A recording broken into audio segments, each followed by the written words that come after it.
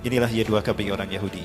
Di mana mereka akan mendirikan singgasana Tuhan mereka? Di mana lagi kalau bukan di Palestina, di Yerusalem. Kenapa harus Palestina? Karena Palestina adalah pusat jantung dunia. Jantung dunia itu Palestina.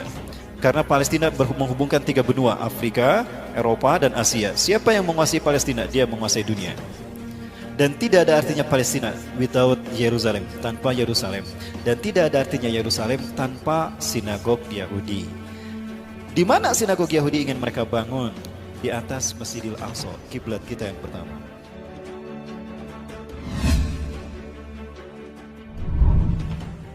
Mereka invisible hand, Zionis Yahudi. Mereka punya agenda besar. Nah, nggak boleh ada yang menghalangi agenda besar ini. Namun agenda besar ini sudah dibuka terang-terangan oleh Donald Trump. Inilah agenda besar, inilah final dari Zionisme internasional. Berdirinya sinagog Yahudi di atas Masjidil Aqsa. Ya, kan itu puncak gerakan Zionis. Zionisme itu adalah kembalinya Zionis Yahudi ke Bukit Zion, kembalinya bangsa Yahudi ke Bukit Zion. Ya. Kenapa harus ke Bukit Zion? Karena the God who's waited, Tuhan yang mereka tunggu-tunggu akan segera turun di Bukit Zion. Karena milenium ketiga ini harusnya singgasana Tuhan berdiri bagi mereka di tanah Syam, Palestina. Tapi sampai sekarang sudah 300 terowongan dibuat, gempa sudah diuji cobakan, kok nggak hancur-hancur tuh Masjidil Aqsa? Mereka tidak tahu kalau Masjidil Aqsa ini dihalangi, dijaga oleh para malaikat. Nah, ini endingnya. Nah, agar dunia tidak konsen ke sana, bikin ramai dengan urusan rumah tangga negara masing-masing. Ya, kasus pelecehan Al-Quran lah, penistaan Islam lah, penistaan ulama lah. Sekarang apa lagi? Pembunuhan para ulama. Ya. Saya ingin membahas apa yang dikemukakan oleh Donald Trump. Therefore, I have determined that it is time to officially recognize Jerusalem as the capital of Israel. While previous presidents have made this a major campaign promise, they failed to deliver. Today, I am delivering. I've judged this course of action to be in the best interests of the United States of America and the pursuit of peace between Israel and the Palestinians. This is a long overdue step to advance the peace process and to work towards a lasting agreement. Israel is a sovereign nation with the right, like every other sovereign nation, to determine its own capital. Acknowledging this is a fact is a necessary condition for achieving peace. Inilah arti dari pernyataan Donald Trump. Hikmah yang bisa kita petik, makna yang dikandung dari tersirat pernyataan Donald Trump tadi. Today I recognize that the Jerusalem is the capital of Israel. Maksudnya memberikan izin kepada Benyamin Netanyahu untuk mewujudkan segera apa yang menjadi cita-citanya. Ya, ini cita-citanya Bapak Ibu. כל אחד אבל מצד צריך מזיזל זה ברכה והצלחה שתפלה ולתושיע באתי לבקש את זה בכל העניינים גם האישיים, גם הלאומיים בזמן שישראל לאחרונה ניתצו כמה עניינים פתחו כמה מה שרואה עוד וגם משהו שעדיין משאיר ליבו אז הייתה מה שהוא במה ידיעתו. ועושים. הכנראה שהיא מספיק, כאילו שהיום כבר שוד, כמה שוד בליל עדיין ליבו, אבל יש עוד כמה שעות, אז יש להשתדל גם היום, בצורה טובה. יש שמחה וטוב ליבו. Sudah banyak kemajuan yang kamu lakukan Benyamin Netanyahu, maka kami pilih lagi jadi Perdana Menteri Israel. Padahal dulu sudah menjadi PM Israel dua periode.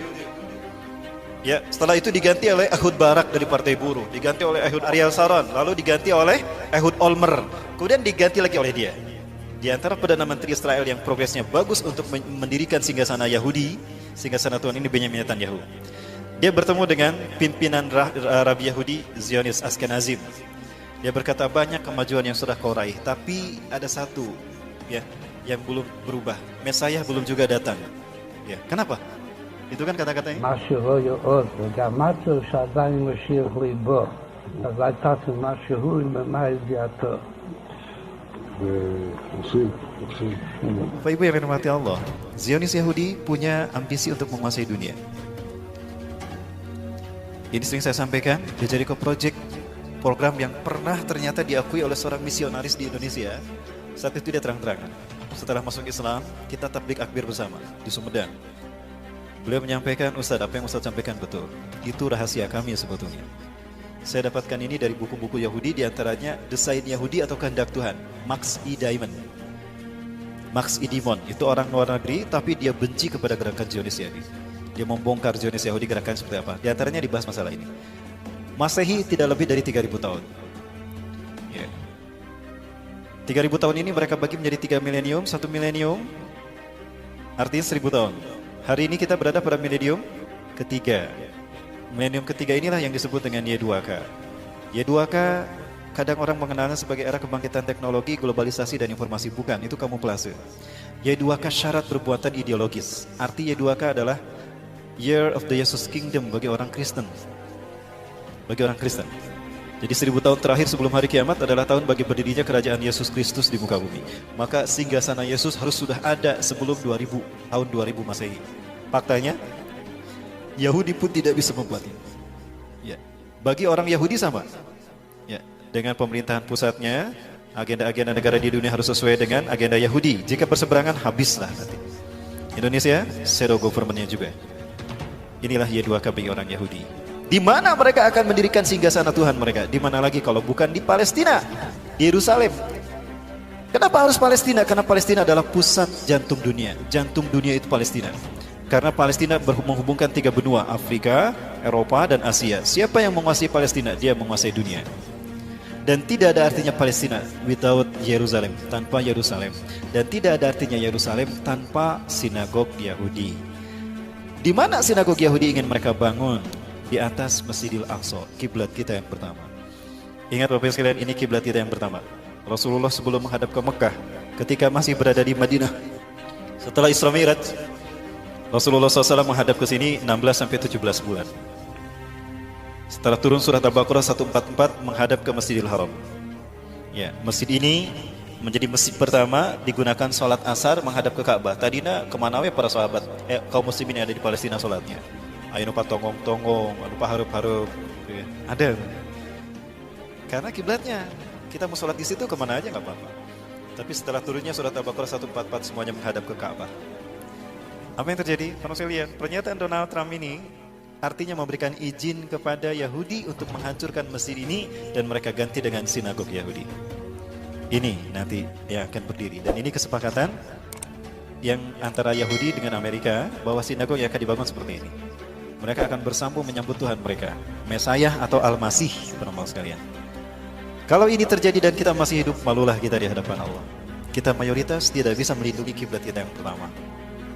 Ya, lebih baik kita sudah syahid ketika ini terjadi. Namun apa yang terjadi para sekalian? Insya Allah mimpi Yahudi ini tidak akan terjadi. Bapak Ibu yang dirahmati Allah, tahun 1947 PBB memutuskan membagi dua Palestina, 56% bagi Israel, 44% bagi Palestina. Maka Palestina yang tadinya mayoritas dikuasai kaum muslimin berubah menjadi dikuasai Israel, Bapak Ibu. Nah, ini Palestina di tahun 1946, yang warna hijau ini kaum muslimin, yang warna putih ini adalah Israel, Yahudi. Tidak lebih dari 8,5%. Maka 1 tahun setelah PBB menyatakan kalau Palestina dibagi dua untuk Israel dan kaum muslimin, maka warna putih ini Israel. Setiap bulannya 1.000 sampai 5.000 orang Yahudi diungsikan setiap bulan ke Palestina. Terjadilah okupasi, perampasan wilayah. Kaum muslimin yang mempertahankan rumahnya dibantai, disiksa. Habislah para sekalian. Ya, dan hari ini bisa kita lihat Israel menguasai Palestina. Dari 12 provinsi di tanah Palestina, tinggal 1 provinsi yang belum dikuasai mereka, Gaza. Begini nasib Indonesia jika Cina dibiarkan. Ini nasib umat Islam Indonesia jika Cina dibiarkan. Dan sekarang 70% tanah di Indonesia milik Cina. Cuma 30% tanah di Indonesia milik orang Indonesia sendiri, pribumi. Saya ingat kepada hadis Rasulullah SAW, la taqumu sa'atu hatta tuqatila qauman. Kiamat tidak akan terjadi sehingga kalian berperang dengan satu bangsa. Ni'aluhumus sya'ar, sendal-sendal mereka terbuat dari bulu. Wala taqumu sa'atu, dan tidak akan terjadi kiamat hatta tuqatilu qauman sigarul ayun, mata mereka sipit. Juluduhum ahmar, kulit mereka merah. Zungfal unuf, beda irungnya. Wa wujuhum kambanjanil mutrakoh, wajah mereka bulat seperti tameng yang terpotong. Kira-kira bangsa mana? Merinding Bapak Ibu, kiamat sudah dekat. Allah Akbar.